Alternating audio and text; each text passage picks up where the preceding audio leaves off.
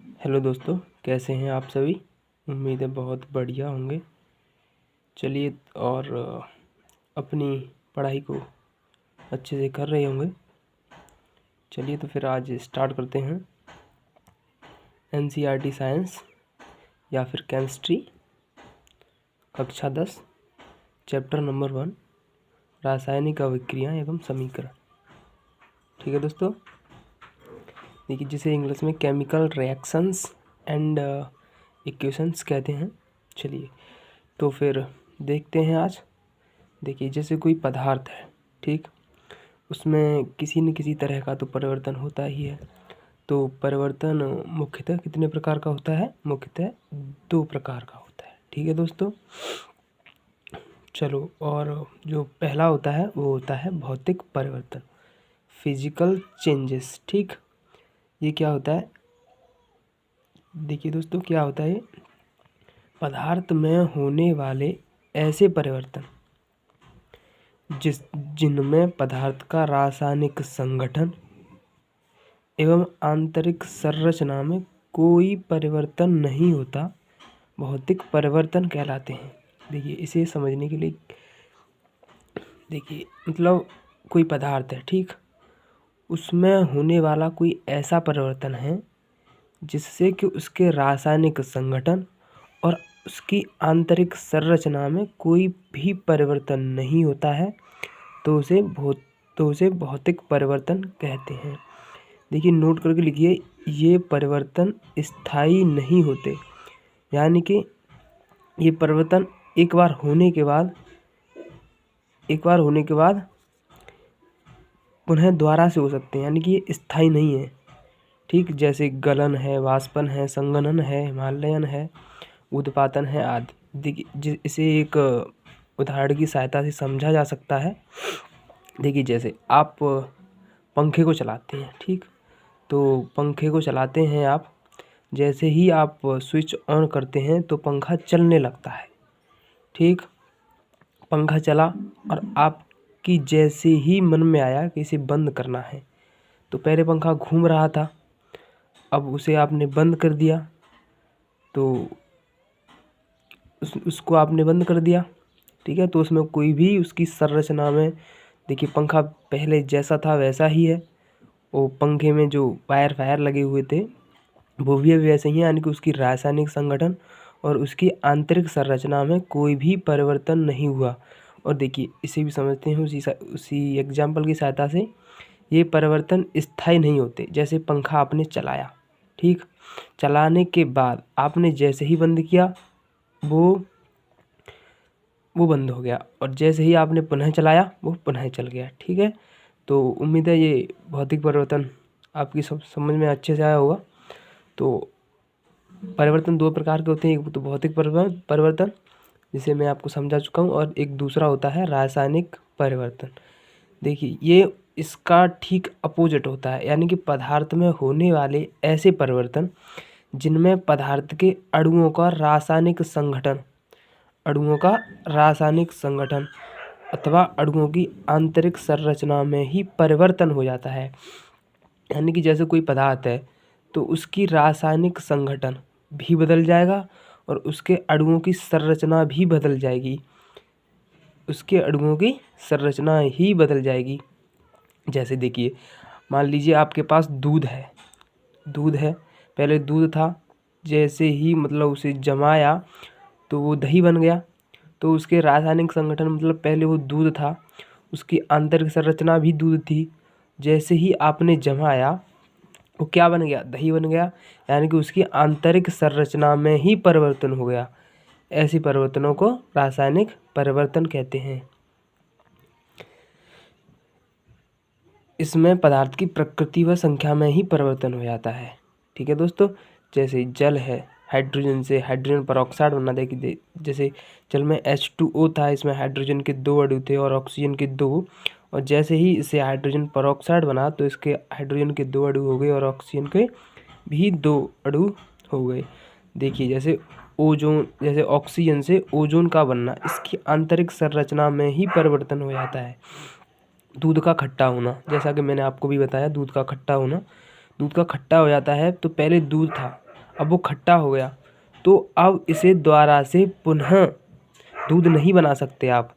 यानी कि ये परिवर्तन स्थायी होते हैं, यानी कि एक बार परिवर्तन होने के बाद आप इन्हें चेंज नहीं कर सकते, यानी कि जो पहले था उसमें इसे चेंज नहीं कर सकते।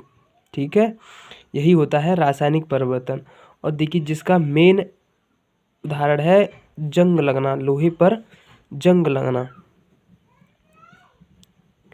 ये एग्जाम में ज़रूर आता है, यानी कि ये लोगों को कंफ्यूज करने के लिए देता है कि बताइए लोहे पर जंग लगना एक कैसा परिवर्तन है। तो आपको हमेशा याद रखना है कि ये कैसा परिवर्तन है, रासायनिक परिवर्तन है। ठीक है दोस्तों, ये कैसा परिवर्तन है, रासायनिक परिवर्तन है। और देखिए एक और, जैसे आप किसी चीज़ को, जैसे कोई चीज़ है आपके पास और जिससे कोई नई चीज़ बना रहे हैं जिसकी ये आंतरिक संरचना और रासायनिक संगठन दोनों ही बदल जाएं, तो वो भी किसकी श्रेणी में आएगी, रासायनिक श्रेणी में आएगी। ठीक है दोस्तों, चलिए तो आगे बढ़ते हैं। तो आगे है रासायनिक अभिक्रिया। जैसे कोई रासायनिक अभिक्रिया वो क्या होती है, रासायनिक अभिक्रिया को समझने के लिए आपको पहले ये परिभाषा समझनी चाहिए क्या है। जब दो या दो से अधिक पदार्थ, यानी कि कभी भी यहाँ पर एक पदार्थ नहीं होगा, पदार्थ कितने होंगे, दो या दो से अधिक, क्योंकि एक पदार्थ है वो किसी से अभिक्रिया कैसे कर लेगा, अकेला है वो अकेला ही रहेगा। यानी कि जब दो या दो से अधिक पदार्थ परस्पर अभिक्रिया करके नया पदार्थ बनाते हैं तो ऐसी क्रिया को रासायनिक अभिक्रिया कहते हैं। यानी कि जब दो पदार्थ आपस में मिलकर एक नया अन्य, मतलब जो दो नए पदार्थ है उससे भिन्न प्रकार का पदार्थ बनाते हैं, ऐसी क्रिया को रासायनिक अभिक्रिया कहते हैं। ठीक है दोस्तों, जैसे यहाँ पर ये मैग्नीशियम है और ये हाइड्रोक्लोरिक एसिड है, ये रिएक्शन करके क्या बनाता है, magnesium chloride plus hydrogen gas. देखिए पहले ये मैग्नीशियम था, ये हाइड्रोक्लोरिक अम्ल अलग था, तो उन्होंने क्या कर दिया, एक कंपाउंड बना दिया, मैग्नीशियम क्लोराइड बना दिया। यानी कि मैग्नीशियम क्लोराइड की जो विशेषता होगी, जो मैग्नीशियम और हाइड्रोक्लोरिक अम्ल से अलग होगी, और उन्होंने हाइड्रोजन गैस और निकाल दी। ये चिन्ह होता है गैस का, यानी कि ऊपर जाने का। देखिए जब कोई रासायनिक अभिक्रिया होती है, यानी कि दो पदार्थ मिलकर एक नया पदार्थ बनाते हैं, तो ऐसी अभिक्रिया को रासायनिक अभिक्रिया कहते हैं। तो देखिए जो ये एरो का चिन्ह है, इससे जो लेफ्ट में होते हैं वो अभिकारक होते हैं, और जो नए पदार्थ बनते हैं उनसे उत्पाद कहते हैं। यानी कि दो या दो से अधिक अभिकारक मिलके उत्पाद का निर्माण करते हैं। ठीक दोस्तों, चलिए तो फिर आगे बढ़ते हैं। रासायनिक अभिक्रिया का निरूपण, यानी कि रासायनिक अभिक्रिया को किस तरह से प्रदर्शित किया जाता है, तो देखिए इसे दो प्रकार से प्रदर्शित किया जाता है, एक तो शब्दों द्वारा और एक सूत्रों और प्रतीकों द्वारा। तो पहले समझते हैं शब्दों द्वारा कैसे निरूपित किया जाता है। इसमें देखिए किसी भी होने वाली रासायनिक अभिक्रिया को शब्दों से निरूपित किया जाता है। जैसे अभी हमने वो लिया था Mg प्लस ट्वाइस HCl, ये बना था MgCl2 प्लस हाइड्रोजन गैस बनी थी। ठीक, अब देखिए यहाँ पर मैग्नीशियम के स्थान पर हमने क्या प्रयोग किया है, इसका नाम, यानी कि इसका नाम शब्द लिखे हैं इसके नाम के, ऐसे ही इसके। ठीक है दोस्तों, यही होता है शब्दों द्वारा निरूपण। नोट करके लिखेंगे आप कि इसमें अधिक समय लगता है। देखिए जब आप ऐसे लिखेंगे तो इसमें अधिक समय तो लगेगा ही, तो इसमें अधिक समय लगता है, और यह वैज्ञानिक विधि भी नहीं है। ये मोस्ट इम्पोर्टेंट करके लिख लीजिए कि ये वैज्ञानिक विधि नहीं है। आपसे 1 नंबर में पूछेगा कि बताइए शब्दों द्वारा निरूपण एक वैज्ञानिक विधि है या नहीं, तो आप क्या कहेंगे कि यह एक वैज्ञानिक विधि नहीं है। तो ये हो गया शब्दों द्वारा निरूपण। और दूसरा होता है सूत्रों और प्रतीकों द्वारा निरूपण, यानी कि इसमें किसी रासायनिक अभिक्रिया को सूत्र और प्रतीकों से निरूपित किया जाता है। जैसे देखिए Mg प्लस ट्वाइस HCl क्या बनाता है, MgCl2 और हाइड्रोजन गैस। ये चिन्ह मैंने आपको किसका बताया था, गैस का। ये चिन्ह किसका होता है, गैस का। तो हमने इसके सिंबल, सूत्र और प्रतीकों से हमने इसको निरूपित किया है, इसीलिए इसे इसको सूत्रों व प्रतीकों द्वारा निरूपण कहते हैं। ठीक, और इसमें नोट करके लिखेंगे आप कि इसमें कम समय लगता है और यह वैज्ञानिक विधि भी नहीं है। तो देखिए, आपसे एक एक क्वेश्चन पूछ सकता है कि शब्दों द्वारा निरूपण और सूत्रों और प्रतीकों द्वारा निरूपण में अंतर क्या है। तो आप बताएंगे कि शब्दों द्वारा में अधिक समय लगता है और वो वैज्ञानिक विधि नहीं है, और सूत्रों और प्रतीकों में बताएंगे कि इसमें कम समय लगता है और यह वैज्ञानिक विधि है। ठीक दोस्तों, ये आपकी समझ में आ गया होगा। तो चलो आगे बढ़ते हैं और पढ़ते हैं रासायनिक समीकरण क्या होता है। रासायनिक समीकरण किसे कहते हैं। देखिए, किसी अभिक्रिया में उपस्थित अभिकारक, यानी किसी क्रिया में उपस्थित अभिकारक तथा उत्पाद को उनके प्रतीकों और आणविक सूत्रों द्वारा निरूपित करने पर प्राप्त समीकरण को रासायनिक समीकरण कहते हैं। यानी कि ये अभिकारक और ये उत्पाद, ठीक, और ये इसके आणविक सूत्र, इसके द्वारा निरूपण करने पर प्राप्त समीकरण को रासायनिक समीकरण कहते हैं। जैसे ये दो अभिकारक हैं, ये अभिक्रिया करके ये बना रहे हैं, तो ये जो समीकरण प्राप्त हुआ है इसे ही हम रासायनिक समीकरण कहते हैं। उम्मीद है दोस्तों यहाँ तक आपको सही तरह से समझ में आ गया होगा। तो आगे है रासायनिक समीकरण के लिखने की विधि, यानी कि रासायनिक समीकरण है उसे आप किस तरह से लिखेंगे। देखिए, जैसे ये रासायनिक समीकरण है एक, तो इसे आप किस तरह से लिखेंगे। तो सबसे पहले होता है कि अभिक्रिया के अभिकारक एवं उत्पादों के नाम तथा उसके रासायनिक सूत्र ज्ञात होने चाहिए। यानी कि हमें ये अभिक्रिया है, हमें इसके सूत्र और इसके नाम हमें ज्ञात होने चाहिए। ठीक है दोस्तों, चलिए तो फिर आगे बढ़ते हैं कि समीकरण में पदार्थ सदैव अणु के रूप में प्रयुक्त होना चाहिए। जैसे ये N2 है, ये एक क्या है, अणु है, यानी कि हमें अणु के रूप में उसे निरूपित करना है और अणु के रूप में उसे होना चाहिए। और देखिए, जो ये एरो है, रासायनिक अभिक्रिया में उपस्थित अभिकारकों को तीर के बाईं ओर, यानी कि ये हैं अभिकारक, इसको तीर किधर की ओर लिखा गया है, बाईं ओर, तथा उत्पादों को इस तीर के दाईं ओर लिखा जाता है। ये तीर है, ये है दायां, ये है बायां। ठीक है दोस्तों, बाईं ओर लिखा जाता है। देखिए, जैसे ही आपको पता है कि अभिक्रिया एक पदार्थ के बीच तो नहीं होगी, दो पदार्थों के बीच होगी, तो इसमें आपको प्लस का चिन्ह लगाना है ज़रूर। तो अगर यहाँ पर एक और उत्पाद बनता तो हम इसके बीच भी चिन्ह लगाते। देखिए, इस प्रकार जो ये समीकरण प्राप्त हुआ है, ये H2 + N2 NH3, इस प्रकार समीकरण को ढांचा समीकरण कहते हैं।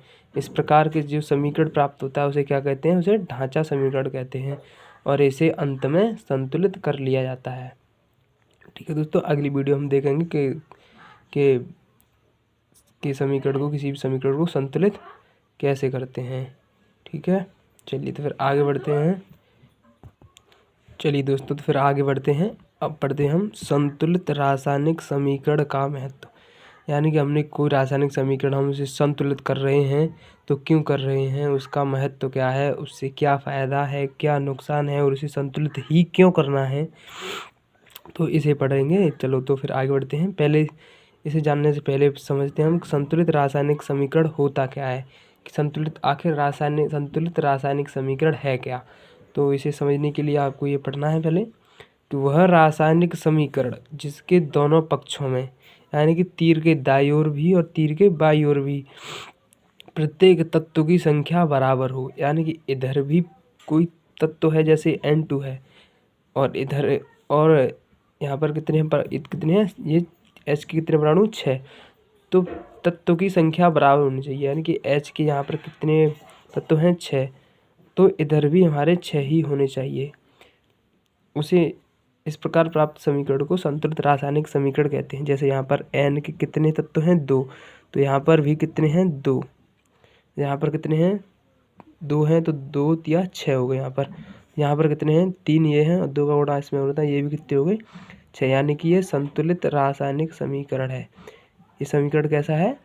संतुलित समीकरण है। एक बार और पढ़ेंगे कि वह रासायनिक समीकरण जिसके दोनों पक्षों में प्रत्येक तत्व की संख्या बराबर हो, यानी कि इसके दोनों पक्ष, ये है दोनों पक्ष, इसके दोनों पक्षों में प्रत्येक तत्व यानी कोई सा भी तत्व लेकर आप तुलना कर सकते हैं कि संख्या कैसी होनी चाहिए? बराबर होनी चाहिए, तभी वो संतुलित रासायनिक समीकरण कहलाएगा। देखिए, आपको बताना चाहूँगा कि एक द्रव्य की अविनाशिता का नियम होता है। यह नियम कहता है कि प्रत्येक रासायनिक परिवर्तन में, कोई भी रासायनिक परिवर्तन हो, उसमें न तो कोई परमाणु नष्ट होता है और न ही कोई नया परमाणु उत्पन्न होता है।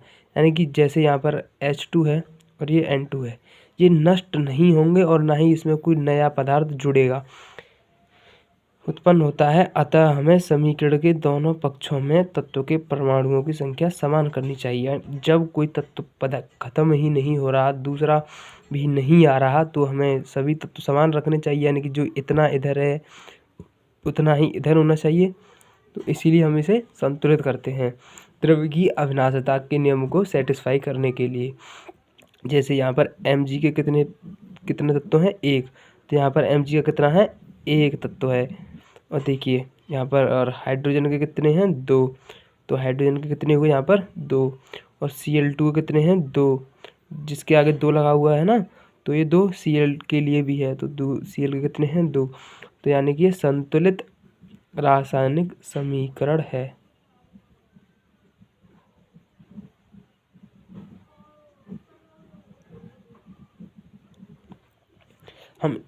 हम द्रव की अविनाशिता के नियम को सेटिस्फाई करने के लिए समीकरण को संतुलित करते हैं, यही इसका महत्व है। उम्मीद है आपको वीडियो पसंद आया होगा, अच्छा लगा होगा।